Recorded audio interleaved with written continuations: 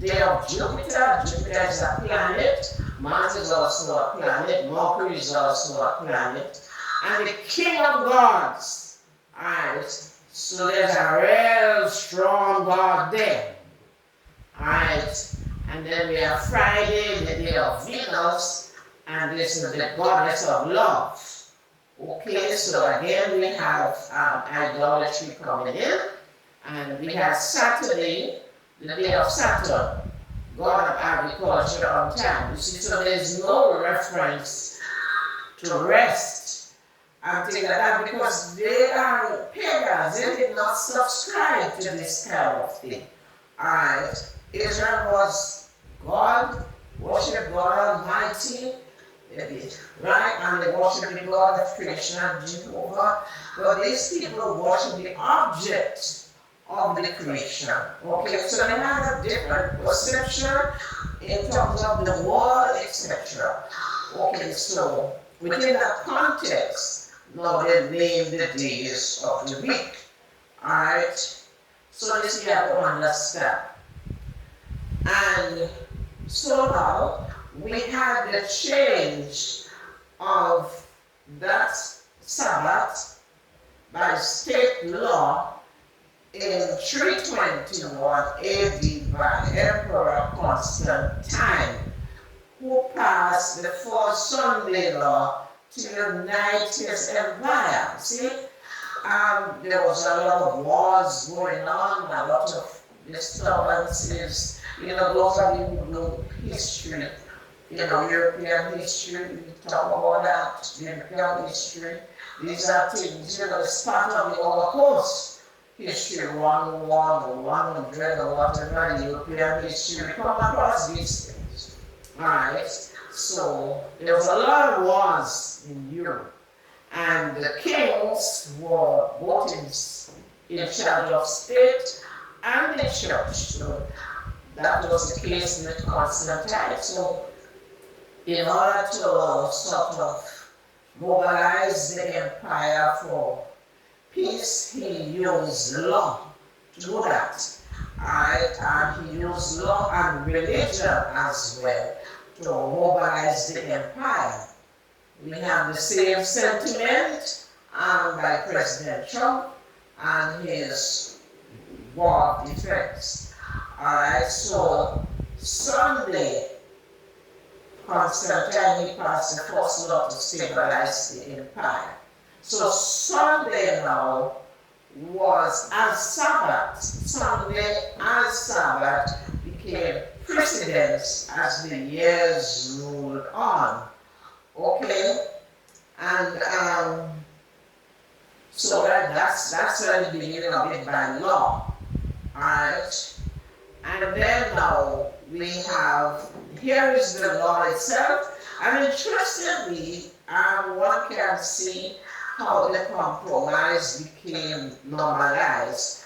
Because for Chambers Encyclopedia, the word Sabbath is used, right? And it's a basic, let all judges and inhabitants of cities and towns, etc., that's artificers, artificers, rest on the venerable day of the sun. Remember that will be Sunday. But in the country, husbandmen may freely and lawfully apply to do the business of agriculture. So those who are on the farm and so on. Since it often happens that the sowing of corn and the planting of vines cannot be so advantageously performed on any other day. Alright, so that basically was the law. And just looking at the normalization of that word, because we saw that Sabbath becoming Sunday. If you look in Encyclopedia Britannica, for the same law, Sunday is used. So we saw that normalization as the time went on. Alright? And of course, these are historians which would have been writing as well. So by the time they are writing, they don't know the difference. Alright, for some. Okay? So that was in 321 AD. So rest on some live. Alright. But we saw that understanding of rest actually came from the Sabbath commandment. Okay? Now, we had a further sanctioning by papal authority in 538 AD. By that time, the Roman Catholic Church became dominant in Europe, the dominant ruling power, and so we had the popes ruling, which I call a papal authority. Alright, and it was, so the normalization of the law continued, but now we had the inception of the agricultural labor, which was left out before. Alright, so it was not until 538 AD when abstinence from agricultural labor was recommended by ecclesiastical authority. So you see a shift from the emperor, who was in charge of church and state making the law. So we see now the ecclesiastical being in charge, and they continued the law, which will tell you something about laws when they are constitutionalized. Right? One continues what the other one has done. So that might be the same with what President Trump has done. Whoever comes after him most likely will continue. Alright, and so we have that through the years with authority too and rulership of the Vatican. That which was, sometimes you have change, and sometimes there is no change. Alright, and that was done by the Third Council of Orleans. Alright, and they say it was just to give the people more leisure time to go to church and to say their prayers. Alright, and that's by Chambers Encyclopedia. There was no reference actually to Sabbath or anything. Give them the day on Sunday so that they can pray, to go to church and say their prayers. Alright, now, so we come now to 2025 with the calendar, and so all through those centuries now we come up with that compromise. Okay, the first day being juxtaposed as the seventh day. So originally, the seventh day, which was called rest, was transposed by pagan authority to Sunday. So there was no basic difference, if you want to call it. These 2 days had, well, at least there was not even reference to the name anymore of Saturday or rest day. Saturday. Sunday became that day, by pagan and papal authority. So you see our calendars in 2 red days. Now that takes us back to the book of Daniel, which talks about the change of times and laws, etc., by the Roman Empire, which was the 4th beast after Greece, and that power is still influential in the world today, strengthened by the United States. Okay, referred to in Revelation 13. Alright, so this is how our calendar is to be. Now, we want to observe that the changes happened in Europe, but it was during colonization that the change was spread as part of ecclesiastical mission to other areas of the globe. Alright? So we have those conquering nations, and those conquering nations went out on behalf of the Roman Empire, on behalf of the church. Alright? On behalf of the church. And so when they went, they planted churches. Alright? So we had the churches because they conquered lands and peoples. Alright, so they all did that in the name of the church. So all those deeds and so on, they are somewhere for the Roman authority. Alright, so we have those lands that are conquered. So all of this history and arguments that are going on concerning sovereignty and so on, the background to this is here, you know. There were these lands and so on were being conquered, and the people were also conquered for the ecclesiastical order and the crown. Alright, so France was your crown, England was your crown, America came in later. Alright, but we see that they here on the west, they are also claiming, alright, claims, making claims to land. We saw them and so on with the Indians. Well, now we see them with Central America. And the basic claim generally across other South Islands, Africa and so forth. Because the British conquered too. So the Americans and the British are basically working together.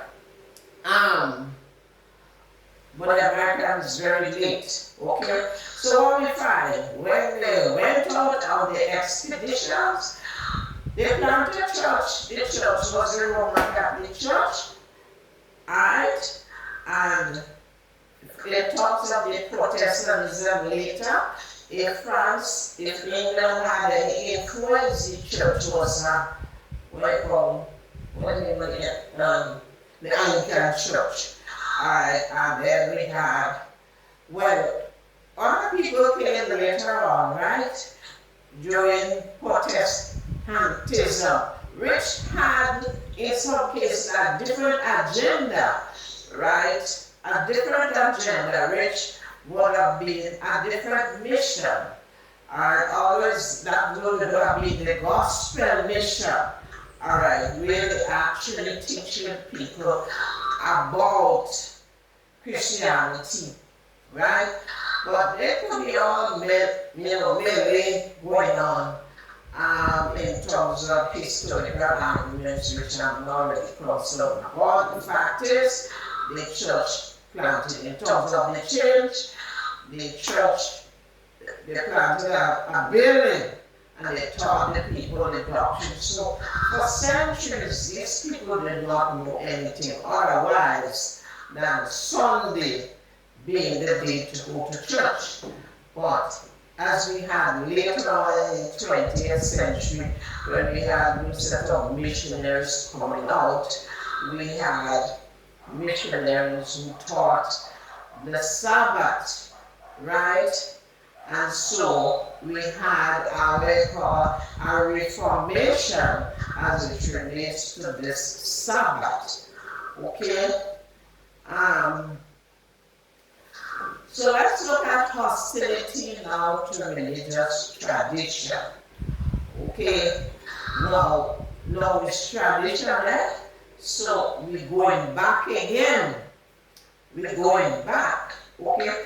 And notice also, do not forget that this history is leaning heavily on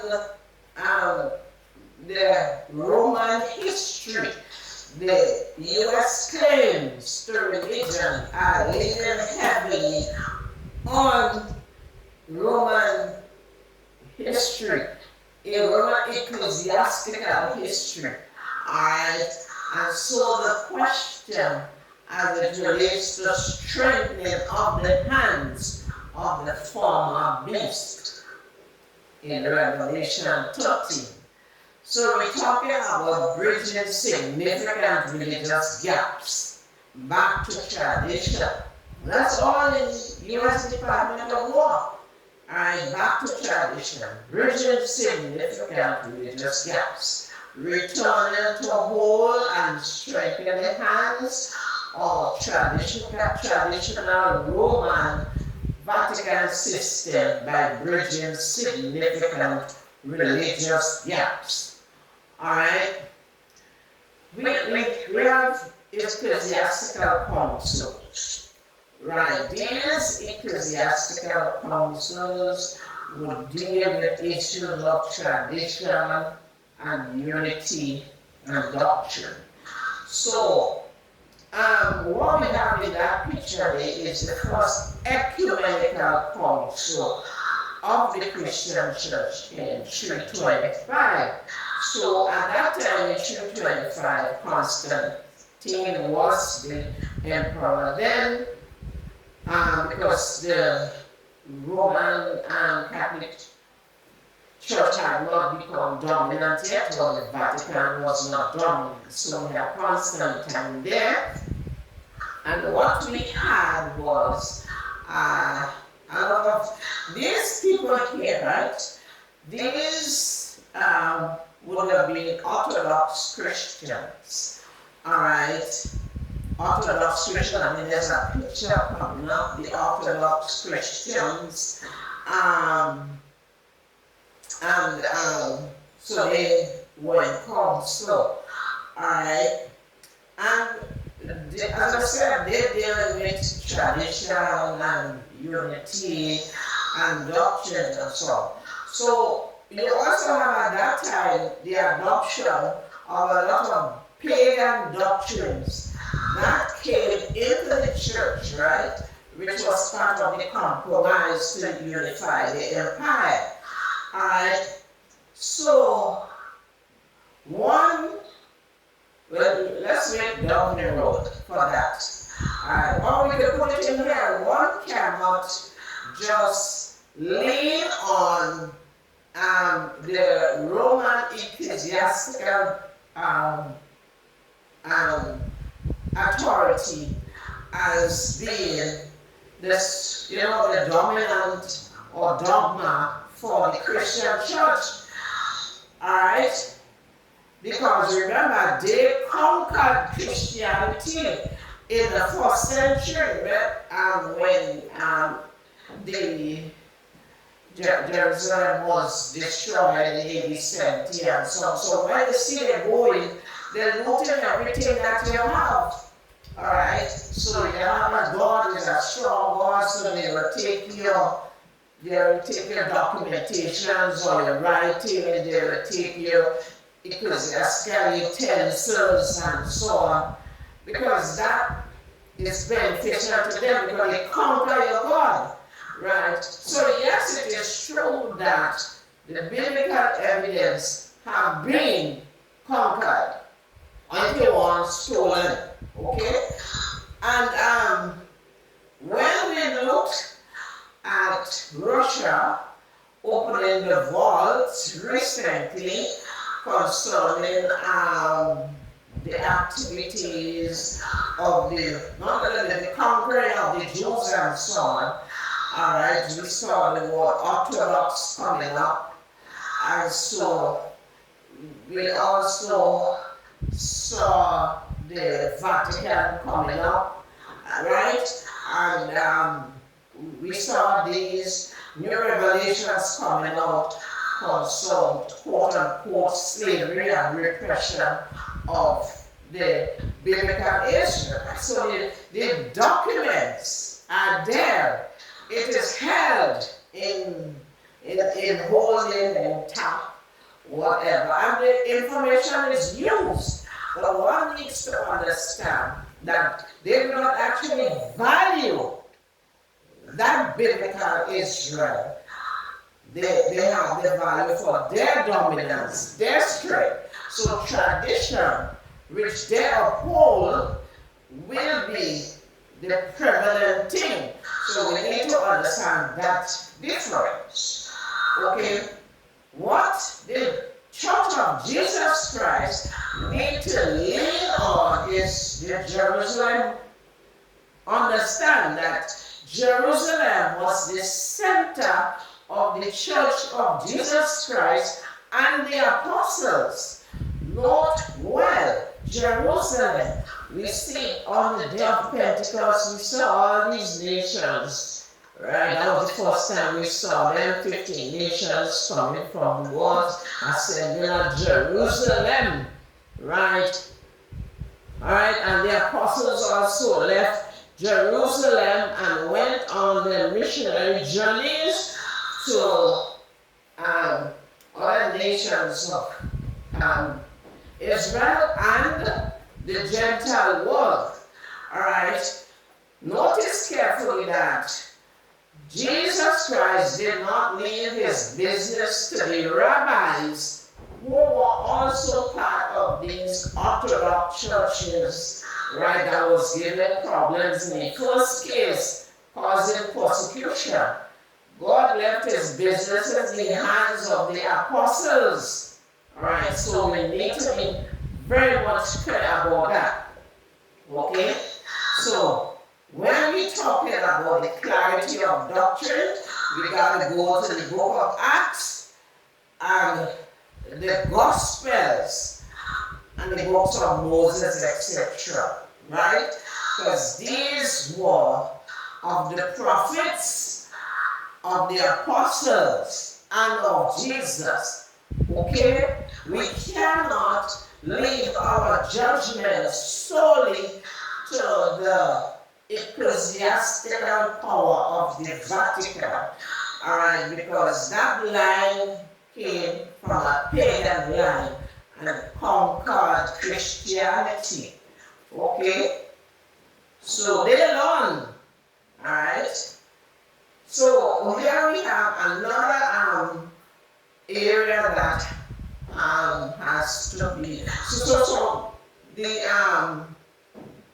so we have the ecumenical movement where all the churches have come back and signed their allegiance to Rome, right, the Vatican. And we saw that happening since in 2019 when COVID was going on in China. Okay? So, again, things are happening behind the scenes that sometimes one thing is happening, something else is happening. So we have concurrent activities going on at the same time, and all towards the fulfillment of that Revelation 13. So we have 1054, that was the great schism between these Orthodox Christians. The Orthodox, we had the Catholics, we had the Greek Orthodox, the Arameans, the Nestorians, the Coptic is Egypt, and we had Ethiopia. Now all these people, right, were of the early Christian heritage, right, as well as Jewish, right, because a lot of the Jews lived in other lands, right, and so they were also Orthodox. And among them, we also have Islam, right? Islam was for the son that, Jacob brother, and that was the name again. What is the name of Jacob brother? Jacob, Esau, right? Esau, and then we also have Abraham's first one, that is Ishmael. Alright. So these Islamic guys were intermingled in between the Orthodox. Alright, so there was peace among them in the way they lived, but the Catholics broke off with the other Orthodox. Why? Now, although the law in 325, which made Sunday the day of worship, quite interestingly, the churches did not stop keeping the Sabbath, they kept it secretly. Alright? But in 1054, there was a bishop, I can't remember his name, but I have a video, I think it might be in the video, Spinning Top in Mud, and it could be another one, where we had the bishop decide to break away from keeping the Sabbath totally and completely, right? I think the Catholics used to fast, but anyway, they keep it a secret, and say, no, you stop it, you're tired of that, alright? So here we have the Catholics being broken off. Now, all the time, the Catholics and the Anglican was still one in 1054. It was centuries after when Martin Luther came on the scene that you had a separation between Catholic and Anglicans because of Protestantism, right? But these early guys were together, alright? And so this came about. Of late, those things have been dealt with because that schism. You will see, it wasn't in the on media not too long ago. We had Orthodox Christians of Russia and so on, and we had the Vatican, and you also have this reference to the East with those three temples. One is one for the Jews and one for the Roman Catholics. Alright, these are some of the ways in which that period of time was bridged. We also saw the Anglicans went back to the Catholic. We saw Queen Elizabeth before she died, and we saw King Charles going back recently again. Okay, so these bridgings of the gaps are going on. And we have the bridging of the Martin Luther 1500 Protestant period, and that is also bridged by the ecumenism of the Protestant churches. That's where we have a lot of breaking away. We have the Calvinists, we have the Anglicans, we have the Moravians. And so now when these people came, they came as missionaries with a different intent to the original. But at the same time, they all came with the same day, alright, which was Sunday. Alright, because by that time, tradition had been rooted deep. And so people don't know. And that Protestant movement back was since post that Lutheran period where they had, a lot of influential people to bring the people back to Catholicism. You had the best of the sculptors and the artists and the musicians and so on. So you see the architects, the various, artifice, brilliant, awful, the immense awe when you go inside and so on, and the stained glass, everything to build up the senses. Alright, that was one of the ways of bringing people back. Alright, and there are other things, other missionary things. But the whole idea most of the people are back, except those who are keeping the Sabbath. Alright? And so, that's how it is. The Protestant churches have returned back to Rome. So one has to be very careful and critical. You know, this video is not about losing hold on Jesus. Alright, you might be in a better footing, but you might lose hold on organization, which one has to be very critical about. Because when you're talking about getting ready to go home, alright, and getting ready for war, biblical war, yeah, you have to consider these things.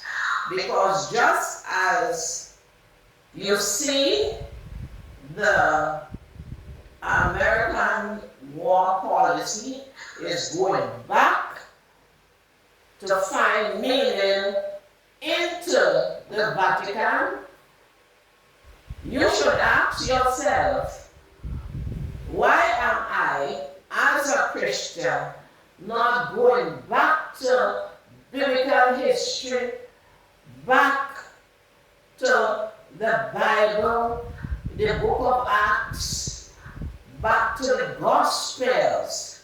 Why am I, as a Christian, spewing those what we call those guides, those landmarks out and asking the question if you still believe that today? But this is it is crucial because they are reforming, right, and strengthening their past, which will come back at you. And because you have not strengthened yours, you will become subservient. Alright? So, we also have the National Sunday Law for Global Unity. And interestingly, that is also on the US books. Alright? And where did we go back? We went to model. We see modeling back into the past, where we had Sunday was institutionalized as a means of unity to bring the people together in what we call peace. Alright? And there's so much turmoil in the world today. Alright? And so it is of similar